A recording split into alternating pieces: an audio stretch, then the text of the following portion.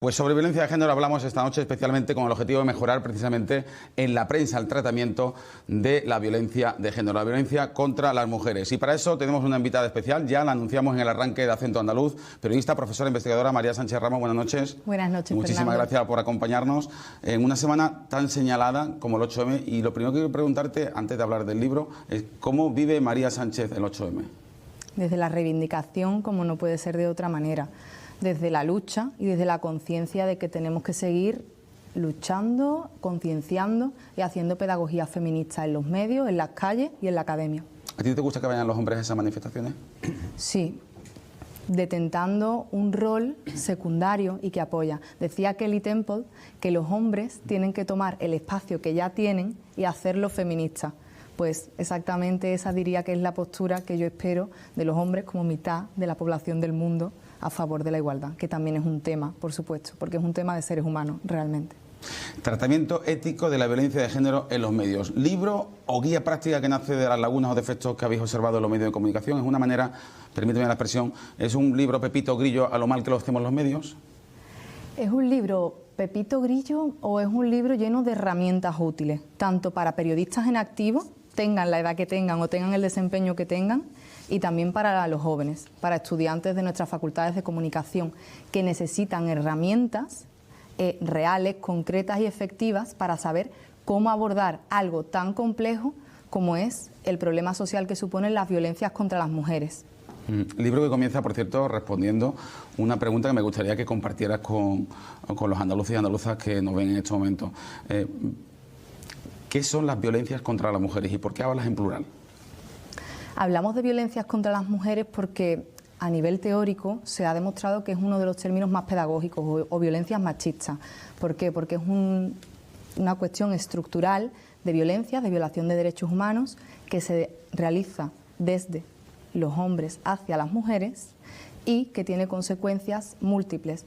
Normalmente estamos acostumbrados en los medios a hablar de el pico máximo de la violencia, del feminicidio, pero en nuestra ley, en la 1/2004, la ley orgánica de violencia de género, es tal y como la recogemos, ¿no? Cuando entablamos lo sexoafectivo dentro de las relaciones entre hombres y mujeres, pero no tan solo. Así comenzamos en 2004 a tematizarlo realmente desde el 97 con el caso Ana Orantes en España, en los medios de comunicación, pero en la actualidad, si por algo se está destacando la cuarta ola feminista que estamos viviendo, es, por ejemplo, por la visibilización de las violencias sexuales. En ese caso, por eso hablamos de en plural hacia todas las mujeres, contemplando todos los tipos diversos de mujeres que existen y a la vez esos tipos de violencias, desde las más de los micromachismos, de la violencia económica, de la violencia que va increciendo desde lo psicológico hacia lo físico, a lo más flagrante. ¿Cómo se combate o cómo se neutraliza el amarillismo, la espectacularización o incluso la fábula o el relato del terror sexual? Pues mira, que hemos visto en tantas ocasiones en los últimos años, en las últimas décadas. Lo hemos visto en muchísimas ocasiones y la verdad que la obra de Nerea Barjola, que se titula Microfísica sexista del poder, responde a la tesis doctoral de Barjola, analizando cómo los medios trataron el caso de las niñas de Alcácer. Nerea Barjola lo que hace es plantear un término sobre cómo los medios en ese entonces adoctrinaron de algún modo a las mujeres de la época, creando el relato del terror sexual y castigando así de algún modo a esas mujeres que conquistan espacios públicos para el ocio y enarbolando pues un discurso de sensacionalismo, de emotividad, pero sin realmente atender a las causas estructurales que hacen que existiera el caso de las niñas de Alcácer y que sigan a día de hoy cometiéndose feminicidios. Por cierto, ahora un pequeño paréntesis, me salgo un poquito del redil del libro para preguntarte, supongo que después de la reflexión que acabamos de escucharte te pitarían los oídos, ¿no? Cuando escuchaste la guía afectivo-sexual de la Junta diciendo cómo las niñas tienen que vestirse, ¿no? O cómo deben maquillarse, o cómo deben bailar, ¿no? Al final... Poco menos que culpabilizándole. Le pasó porque iba con minifalda, le pasó porque iba pintada como una puerca. Eso lo hacen los jueces también. Que eso al final responde a una cultura de la violación que tenemos interiorizada y sobre todo de un error de establecer el foco. Cuando tú te enfrentas a las violencias contra las mujeres, el foco ha de estar realmente desde donde nace esa violencia, desde donde se ejerce, que en este caso es en la socialización diferenciada por género y en un uso pues violento de la masculinidad. Ahí es donde debería estar el foco, y no el foco en cómo se comportan las niñas o cómo se dejan de comportar, cómo visten o cómo se maquillan. Realmente simplemente están habitando el mundo. Bueno, María Sánchez, le preguntan Joaquín Uría y Mercedes Pablo. Joaquín Uría, por cierto, tú y yo tenemos algo en común. Hemos sido discípulos suyos. Hemos sido algo se nos habrá pegado. Espero que sea bueno. Esperemos. Al hilo de esto también, un poco tirando para mi lado, ¿no? Aunque no es exactamente el tema. Tú, fíjate, con todo el debate que ha habido también en los medios públicos, con la ley del solo sí es sí, ¿no? De la última reforma del Código Penal, que, bueno, que por un lado ha hecho que se pongan en libertad o se reduzcan las penas a personas encarceladas, pero por otro lado, pues también ha aumentado mucho la protección a la mujer. ¿Tú qué valoración, de tu perspectiva feminista, haces no ya solamente del tratamiento, sino de la ley misma? ¿Tú crees que el hecho de que hayan bajado algunas penas algunas condenas, algunas penas para posibles maltratadores o personas que ejerzan violencia, va de algún modo a perjudicar a la mujer, no va a perjudicarlo? ¿Cuál es tu posición sobre eso? A ver, abrimos melón. La cuestión de la ley del solo sí es sí, para mí, es un balance positivo en cuanto a lo conceptual. Es decir, nosotros hemos situado el debate y ya el abuso y la agresión sexual no se distingue en sí del uso de la intimidación o violencia, que es lo que al final se demostró con el caso de La Manada, sino que deviene en el consentimiento. Es decir, aquí estamos estableciendo a nivel filosófico una concepción de las relaciones sexuales en las que consideramos a las mujeres como sujetos actantes, activas, libres y que desean tener o no tener relaciones sexuales. Entonces, a nivel conceptual, posicionar el consentimiento en el centro, y más allá te diría, el deseo sexual sería lo que debiera estar en el centro de cualquier tipo de relación sexoafectiva, para mí es un logro. Y así lo cuenta y lo narra los cineastas Almudena Carracedo y Robert Baker en el documental, no sé si lo habéis visto, el de No estás sola, que se estrenó el 1 de marzo en Netflix. Y el documental viene a incidir en ese rol tan importante que ha tenido la ley y el caso en sí de La Manada para con todas las víctimas de violencia sexual. Y en cuanto a los agresores, no creo que la ley en sí se estableciera como garantista de tener unas penas mayores. No creo que las penas mayores a nivel de años de prisión sean una característica per se positiva o negativa, sino que debiéramos centrar el debate. O sea, a mí me daba verdadera vergüenza ver cómo los medios de comunicación abrían día sí, día no, telediarios con un conteo incesante de agresores que habían reducido sus penas o agresores que habían salido de prisión, cuando realmente el debate público debería estar centrado en esas personas que llegan a prisión, qué tipo de programas de reeducación y reinserción social tienen, porque realmente nuestro sistema penitenciario está basado en la reinserción social. Bueno, claro. Debería. Eso dice la Constitución. Pero es apasionante lo que te acaba de contestar, ¿no? Al final, porque, claro, la segunda pregunta sería, María, si se podría hacer un seguimiento de cómo los medios de comunicación han tratado la ley del sí es sí. Tanto en su fase de debate tal y cual, como ya en su fase de aprobación, ¿no? Y efectivamente ese minuto y resultado que hemos oído sobre las penas que obviamente pueden escandalizar porque a lo mejor no se nos han explicado bien. Así que los medios de comunicación no son los únicos culpables de una falta de comunicación o de contar bien un mensaje, ¿no? Sin embargo, tú sí escribiste sobre los medios andaluces y La Manada. Sí. Quizá lo que más haya... el libro que vienes a presentar, que has presentado con Fernando, tiene que ver con los códigos deontológicos que los medios de comunicación tienen para tratar la violencia machista, ¿no? Y la violencia de género. Luego, es saber cuáles son los parámetros éticos que utilizan los medios y también que lo conozcan los profesionales. ¿Los cumplen, María? A ver, los cumplen. Realmente, si atendemos a los datos últimos que han salido hoy en el informe Desenfocadas de Llorente y Cuenca Global, vemos que 1 de cada 5 noticias sobre violencia machista la justifica. También vemos que 1 de cada 6 vulnera la intimidad de las víctimas, que es algo en lo que enfatizamos mucho en esta obra. Y por otro lado también otro de los resultados de este informe global durante un año de monitoreo de medios a nivel internacional, lo que nos dice es que el negacionismo de la violencia de género, que hemos visto institucionalizados, ahora podemos entrar también ahí, nos dice que los medios que ya producen este negacionismo lo que hacen es potenciar que en redes sociales se multiplique esa reacción antifeminista. Porque claro, decir que como hombre te puedes sentir amenazado porque se hable de una violencia estructural, negarle la palabra machista o negarle la palabra patriarcal, es buscar enemigos que deberían ser cómplices contra la violencia. Porque precisamente quienes sostenemos que las personas son buenas o malas, son hombres o mujeres, son las que consideramos que hay un contexto, ¿no? Han utilizado, y posiblemente como mensajes eficaces, ¿no? Yo hace poco oía una actriz, ¿no? Mi padre es muy buena persona, los hombres no son los culpables. No, hombre, los hombres de uno en uno no. Eso está claro, ¿no? Que a nadie le gusta mirar en casa, Mercedes. Yo creo que ese es uno de los problemas, y a nivel pedagógico es en lo que más incido en las clases, en las formaciones y talleres.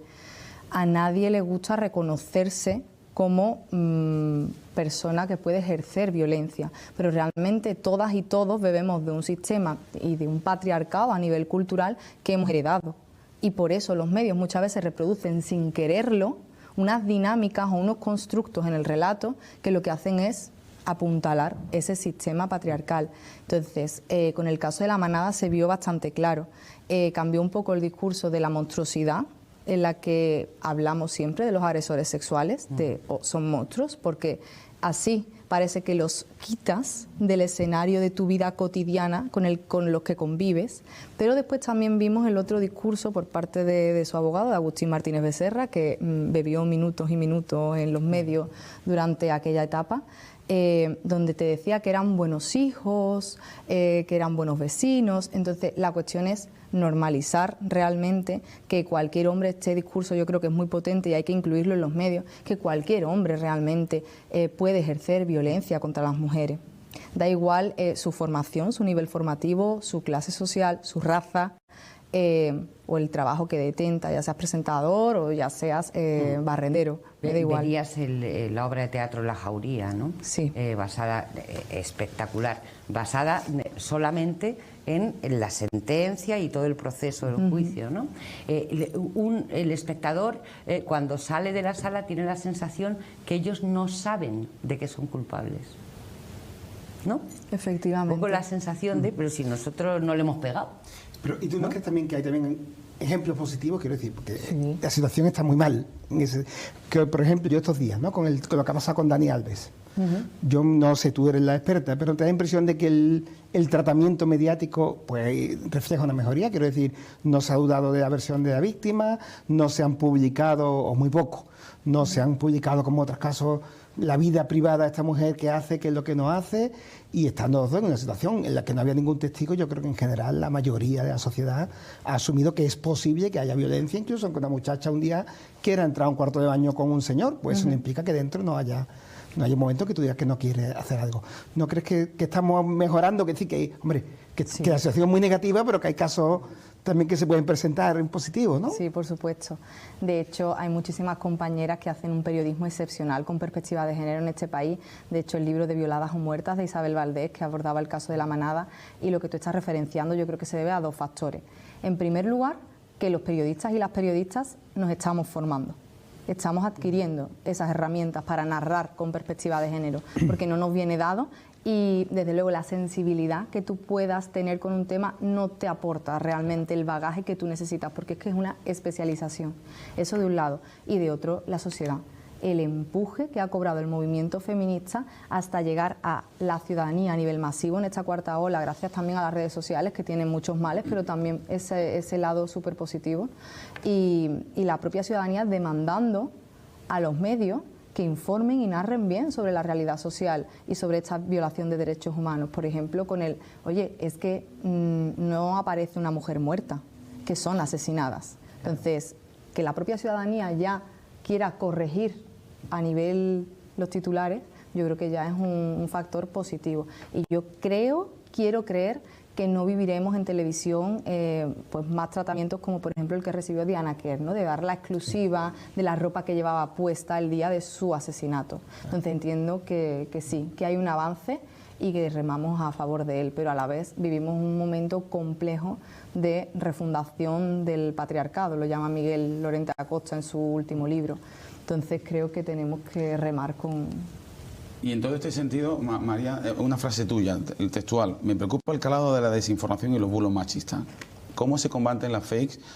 Porque precisamente se alimentan o bien del desconocimiento o bien de la militancia en las trincheras, ¿no? Sí. ¿Cómo se desmonta? Sobre todo cuando la FEI lo que persiguen muchas veces es convertir todo el discurso feminista en una fosa séptica, ¿no? Sí, y además, digamos que, de nuevo, demonizarlo, como si la palabra feminismo, de nuevo, fuera lo peor, fuera el horror. Yo creo que tenemos que apuntalarnos en pedagogía, en insistencia, en enarbolar un discurso accesible para todo el mundo. Y entiendo también el hartazgo de muchísimas compañeras que llevan educando, creando, escribiendo, investigando durante muchísimos años, y yo entiendo que estamos cansadas, pero creo que también necesitamos como esa polifonía, entender también la complejidad dentro del feminismo y entender esa polifonía de saltos generacionales incluso, en los que todas rememos hacia el mismo lugar. ¿Por qué ha costado tanto a la sociedad? Y lo pongo en primera persona en el ejemplo de amigos míos, que son gente formada, bueno, por lo menos creía yo formada, y que decían que el beso de Rubiales no fue para tanto. Yo he tenido discusiones con amigos míos y no he podido convencerlos. Yo también. ¿A ellos los has besado alguna vez sin que hayan querido? Iba a hacer una broma fácil, pero no lo voy a decir. No. Y si hubiera sido así, tampoco habrían temido... No, pero es importante la empatía. Es importante saber. Quiero decir... Que no bese a un hombre a que bese a una mujer. Es decir, no es exactamente igual. Porque al final no... Si te ves a una mujer eres un conquistador, si te ves a un hombre eres una... Claro, porque ahí está además la cosa falocrática. Que aunque nos hubiera sucedido, aunque nos hubiera sucedido, no es comparable, ¿no? Yo creo que no es... No, pero quiero decir, pero tiene que ver también con la empatía, tiene que ver con esa seguridad. Tú vas por un parque de noche y eres mujer y ves venir 3 bultos y agarras el móvil. Y si esos 3 bultos son mujeres, respiras. Y si un bulto de 1,50 es hombre, y yo lo lamento por el hombre, porque a mí no me gustaría parecer una amenaza en un parque por la noche, no me gustaría, pero hay una situación hasta que yo no pasé, y aunque pase un equipo de rugby a mi lado a las 9 de la noche, me quedé impertérrita, y eso es así, esa construcción. De todas maneras, volviendo a lo que te había preguntado Fernando, ¿no?, sobre los medios, habéis hecho el cómputo de todos los códigos que hay, de cómo nos queremos autorregular los periodistas y tratar mejor el tema de la violencia. También en los programas de televisión, también en el espectáculo. ¿Qué te parece a ti? ¿Qué supone hablar de maltratados, maltratadas con voz propia en los programas de espectáculo? A ver, respondo rápido a ambas preguntas que se me había quedado. La cuestión del beso de Rubiales, ¿cómo enfocarlo con amigos formados? Bueno, pues los amigos formados también adolecen de ceguera de género, porque realmente nuestras formaciones no las han incluido. Y en la carrera entiendo que tanto tú como yo, como Mercedes, no hemos vivido esos planes de estudio con perspectiva de género integrada, con lo cual es muy difícil que acometan y sepan que cuando hay un beso donde no hay un consentimiento es una agresión. Entonces es difícil quizás de entender para personas. Es como si hablamos con una persona que está aprendiendo a leer y a la que tú le das el Quijote. Claro. Yo creo que ese es el problema. Se encuentra con un muro, claro. Se encuentra con un muro, no entiende, pero creo que debemos ser pues perspicaces, insistentes y pedagógicas. Y volviendo al tema de Mercedes sobre la mediatización de casos y espectacularización al final de casos, pues mira, sobre esto también escribimos Belén Zurbano, María Lamuedra y yo un capítulo de libro sobre Rocío, contar la verdad para seguir viva. Estamos hablando de la hija de Rocío Jurado. La hija de Rocío Jurado. Una serie de programas de televisión que la tenían a ella como protagonista, ¿no? Efectivamente, pero en sí la docuserie narraba el caso de violencia de género de una manera nítida, clara, con perspectiva de género incorporada, dando pruebas, aconteciendo y sobre todo especificando el por qué suceden estas violencias, contextualizándola, que es lo que insistimos en esta obra. Hay que contextualizarla para entender que le puede pasar a la hija de una de las cantantes más famosas del país y aún así no tener una sentencia condenatoria en firme por falta de pruebas, porque por sobreseimiento del caso. Y en esos días, recordemos, las llamadas al 016 tuvieron un repunte que para mí fue valioso.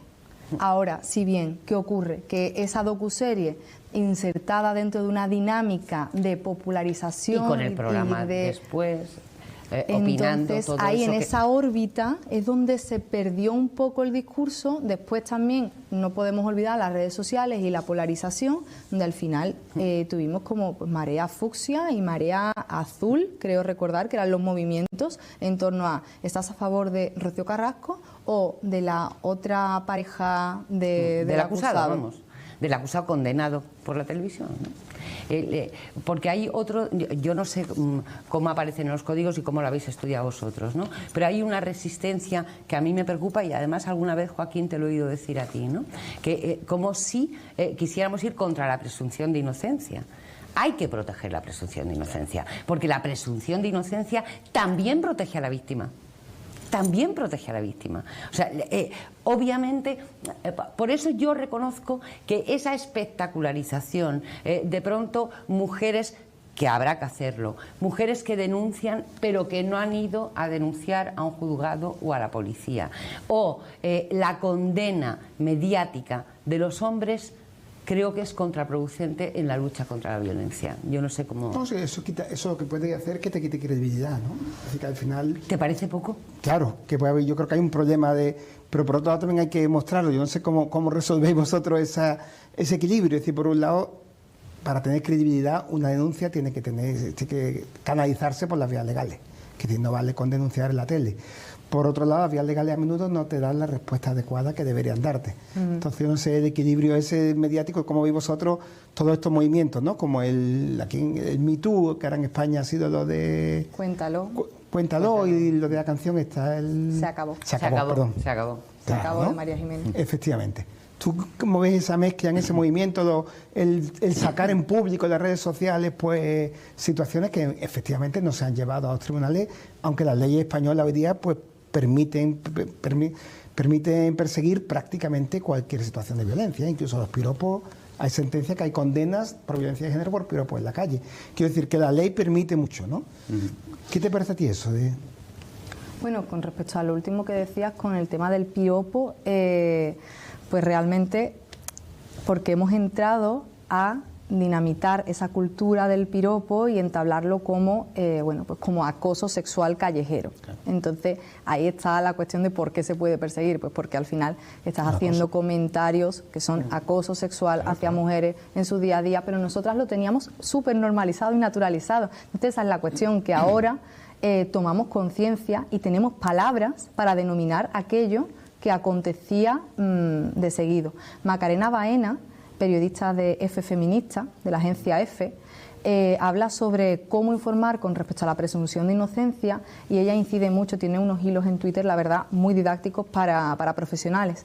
Y incide en que la presunción de inocencia la tenemos que enarbolar en el relato periodístico desde la presunción de inocencia hacia los acusados, pero realmente no es una presunta violación o no eres una presunta víctima, no es hacia la sujeto y no es hacia el hecho, porque en numerosas ocasiones cuando estamos construyendo el relato, con tal de usar la presunción, el presunto,